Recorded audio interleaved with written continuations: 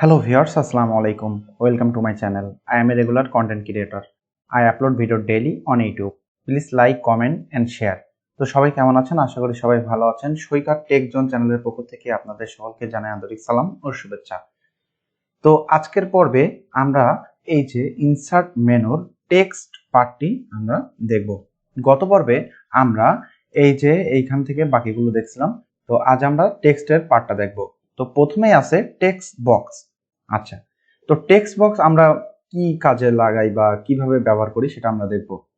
তো আমরা যদি কোনো কিছু লেখা শুরু করি তাহলে এরকম লেখা হয়। আমি একটু লেখাটা বড় করে দেই। এইভাবে লেখা শুরু হয়, কিন্তু আমি যদি চাই যে আমি এইখানে লিখবো, জাস্ট এইখান থেকে লেখা শুরু করবো, তাইলে কিন্তু দেখা যাচ্ছে আমাদের এন্টার ক্লিক করে নিচে আসতে হবে, তারপর ট্যাব প্রেস করতে হবে, তারপর লিখতে হবে।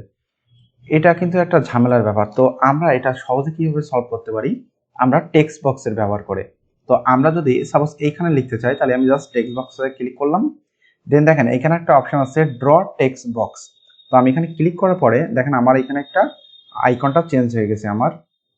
তো আমি যদি এখান থেকে জাস্ট ড্র্যাগ করে দেখেন আমি একটা এরিয়া তৈরি করে নিছি।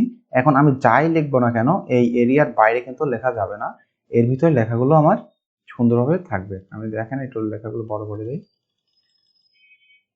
আশা করি বুঝতে পারছেন আমরা এইগুলো কিভাবে করলাম। এখন দেখেন আরেকটা যে বিষয়টি, সেটা হচ্ছে এই যে টেক্সট বক্সের বাইরে একটা দেখেন আউটলাইন তৈরি হয়ে গেছে এবং এর একটা ফিল কালার তৈরি হয়ে গেছে। তো আমরা যদি এর উপরে একটা ক্লিক দেই, জাস্ট দেখেন এর উপরে ক্লিক না, কিন্তু আমরা যদি দেখেন মাউসের কার্সারটা যখন এখানে নিয়ে এসেছি একটা মুভ চিহ্ন আসছে।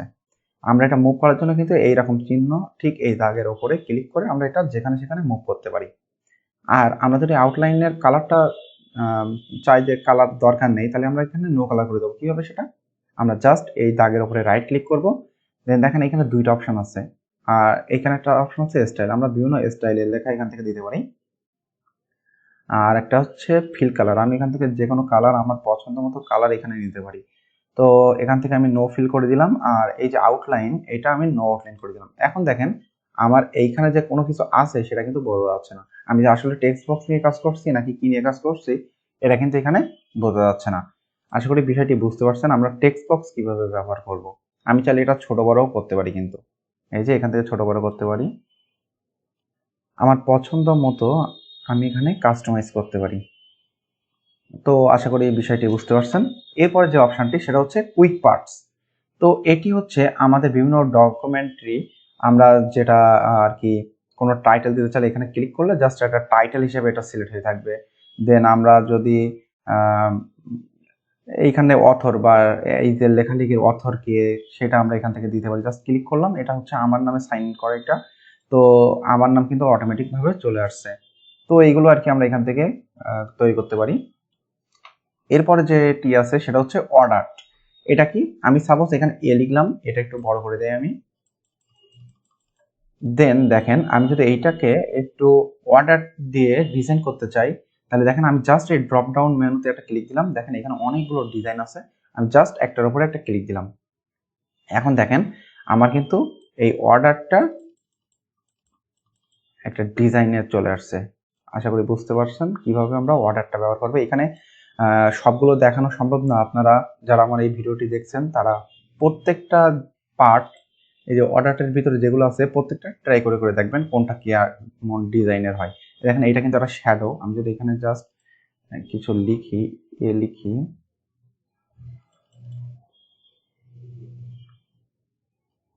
আমি এটা একটু বড় করে দেই। দেখেন এটা কিন্তু একটা শ্যাডো মতো হয়ে গেছে। আশা করি বুঝতে পারছেন বিষয়টি। তো আমি এটা কেটে দিচ্ছি। এরপরে যে পার্টটি আছে সেটা হচ্ছে ড্রপ ক্যাপ। এটা অনেক ইন্টারেস্টিং একটা বিষয়। আমি যদি এর উপরে মাউস রাখি, দেখেন আপনারা অনেকটা দেখলে বুঝতে পারবেন যে প্রথম লেটারটা কিন্তু অনেক লার্জ এবং বাকিগুলো নর্মাল টেক্সট। তো আমি যদি এখানে একটা টেক্সট নিয়ে আসি, আমি একটু ছোট করে নেই লেখাগুলো, আমি একটু নর্মাল করে নেই। আমি ওয়েবসাইট থেকে আমি একটা টেক্সট নিয়ে এখানে পেস্ট করে দিলাম। এখন দেখেন এইখানে আমার এই যে যখন আমি এখান থেকে ইনসার্ট থেকে এই যে ড্রপ ক্যাপের কাজটা করব, সে আমাদের প্রথম লেটারটি দেখেন এল। তাহলে আমরা যখন কন্ট্রোল অল দিলাম, এতে অল সিলেক্ট করে নিলাম এখন আমি এখান থেকে ড্রপ ক্যাপচারটা ক্লিক দিলাম, দেওয়ার পরে আমি যদি এখানে এইটার উপর মাউস রাখি, দেখেন আমার কিন্তু ডিজাইনটা তৈরি হয়ে গেছে। দেখেন এখানে দুইটা ডিজাইন আছে, আমি যে কোনো একটা ডিজাইনে লিখতে পারি। এইভাবে আমরা উইকিপিডিয়াতেও কিন্তু আমরা দেখতে পাই যে এরকম ধরনের লেখা কিন্তু চলে আসে। তো আশা করি বুঝতে পারছেন এইভাবে আমরা কি এই লেখাগুলো আমরা কিভাবে লিখবো। তো এরপরে আছে হচ্ছে সিগনেচার লাইন। সিগনেচার লাইন দেখেন এর উপরে মাউস রাখার সাথে সাথে কিন্তু বোঝাই যাচ্ছে যে আসলে এই বিষয়টি কি। আমি যদি এখানে ড্রপ ডাউন মেনুতে একটা ক্লিক করি, দেখেন এখানে আমাদের সিগনেচার একটা নাম দিতে বলছে। আমরা এখানে নাম, এখানে ম্যানেজার কি, সিগনেচারটা আসলে কি হবে, সিইও নাকি ম্যানেজার, এইগুলো আমরা দিয়ে জাস্ট ওকে দিলে আমাদের এখানে একটা সিগনেচার লাইন তৈরি হয়ে যাবে। এরপরে আছে টাইম অ্যান্ড ডেট। আমরা যদি এখানে আজকের তারিখটা দিতে চাই, তো আমি এর উপরে ক্লিক করে আমি এই যে ফরম্যাটগুলো অনেকটা দেখাচ্ছে কোন ফরম্যাটে চাচ্ছি, তো আমি যদি এইটাতে এর উপর ক্লিক করে ওকেতে ক্লিক করি, তাহলে দেখেন এই সেম লেখাটা কিন্তু এখানে চলে আসবে। তো এটাই হচ্ছে আর কি টাইম অ্যান্ড ডেটের বিষয়। অবজেক্টের কাজটা আসলে ব্যবহার হয় না অবজেক্টগুলো। আর একটা আছে হচ্ছে ইকুয়েশন। সিম্বলের ভিতরে আছে ইকুয়েশন এবং সিম্বল। তো আমি যদি ইকুয়েশনে ক্লিক করি, দেখেন এখানে আমাদের যে ম্যাথমেটিক্যাল যে সূত্রগুলো ব্যবহার করা হয় এইগুলোর কিন্তু কিছু ডেমো দেওয়া আছে। আমরা চাইলে আমরা এখান থেকে জাস্ট একটা ক্লিক করে কিন্তু এডিট করতে পারি। আমি যদি এইটা দিয়ে দেখাই, জাস্ট আমি ক্লিক করলাম, দেন আমি এখানে কিন্তু আমার মতো করে এডিট করতে পারবো। আমি যদি এর জায়গায় বি দেই, স্কোয়ার, সাপোজ আমি 3 দিলাম, এই আর কি, এইভাবে আমরা এগুলো ব্যবহার করতে পারি। এরপরে যে বিষয়টি আছে সেটা হচ্ছে সিম্বলস। সিম্বল কি? আমরা দেখেন এখানে বিভিন্ন সিম্বল কিন্তু আছে, কপিরাইট, আলফা, বিটা, দেখেন এখানে অনেকগুলো কিন্তু সিম্বল আছে। এখানে একটা ইমোজি আছে। তো আমি যদি মোর সিম্বলে ক্লিক করি, এখানে অনেকগুলো সিম্বল আমরা দেখতে পারি। তো আমি যদি যে কোনো একটার উপরে ক্লিক করি, জাস্ট আমি যদি একটা এইটাতে ক্লিক করি, দেন আমি যদি ইনসার্টে ক্লিক করি, দেখেন আমার কিন্তু এখানে চলে আসছে কপিরাইট চিহ্ন। দেন আমি এখানে লিখতে পারি,